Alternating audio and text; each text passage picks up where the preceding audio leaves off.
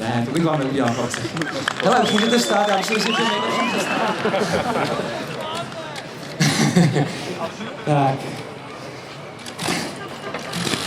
Teď bych doporučoval rodičům, aby svým dětem zakryli oči, protože se tady bude odehrávat něco, co se smí až po 10. hodině večer. Ano, divadýlko. Jo, tak prosím tě, Stanley, lehni na hadr, jak se říká, on tam teda žádnej není, ale na záda. Jseš na sluníčku, ale už se připravil i do akce. Hezky. Ty vole, počkej. Já si to trošku tady pomáknu, polechtám. Cítíš to až tam, já to cítím až tam, ty. No to je divný, člověč. Bomba, viď? Stanley se to líbí. Hele, prosím tě, já bych asi viděl, jenom abys věděl, co tě čeká, jo. Tak Stanley, prosím tě, počkej, já tam dám jedna, ona má větší sílu, ta jednička. Tak, pozor. Tak, ta motorka má asi 80 kg. Dej ještě ty nohy k sobě, prosím tě, no, to bude mít lepší zášku. Tak, já to tam připravím. Tak, dobrý, prosím tě, uvolni se, tak. Míro, počkej, já zprostředkuju tady živý představení a budem poslouchat Stanley, povídej své dojmy, prosím tě.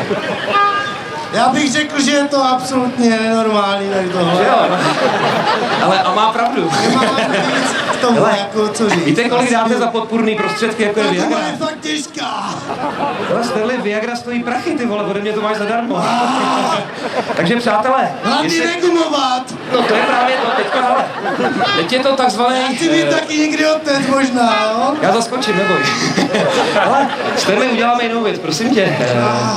Tohle je takzvaný Já už to moc dlouho nevydržím, tak to udělej rychle. Ale já to a pustím spojku, jo, dívej, počkej. Ne, nepouštěj. Hele, už se hejbe. Jej. Já už to neudělám. Já už to neudělám. Jej. Ale tak tohle je taková moje masážička, prosím tě, Stanley. Teď jsi připravený, teď skutečně to trošku stvrdlo dole, takže... Tak, teď jsi připravený do akce a já tě dám, jo. Nezvedej hlavu, dáme přeskok ležícího střelce. Tak, pan kameraman to má natočený, hned to dejte zítra na televize Nova, jak jeden mator na výstavě zničil tady život Mladiákovi. Takže Stanley, velký aplaus pro tebe, lidi. Velký aplaus pro Stanleyho, Stanley, držte, nezvedej hlavu, jdem na tebe.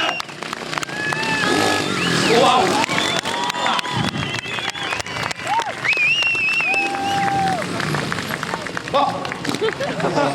Hlava, to je všechno. Hele, a chceš jistě víc? Pozor, počkej, jestli to není všechno, lehni.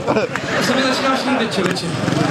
A Stanley je dost bledej, jelikož samozřejmě duben je ještě tak nějak ošklivo. Chorvatský sluníčko tady tolik nebere, tak já udělám mikrovlnku. Prosím tě, ruce podél těla. Motor je docela dožálený, odkapává i volej, tak si zavři oči. A prosím tě, já tě trošku ohřeju. Měl bys ten frňáček mít za chvilku červený, jo? Takže pozor. Tak, je tam teplo? Jaký to tam je? Je to dobrý? Tak, prosím tě. Ježiš, hele, čísnem rozetou hlavu. Hele, já nebudu moc škubat, teda. Jej, nezapletly se vlasy, je to dobrý. Tak, prosím tě, teď vstaň. A kouknej, jestli se to povedlo.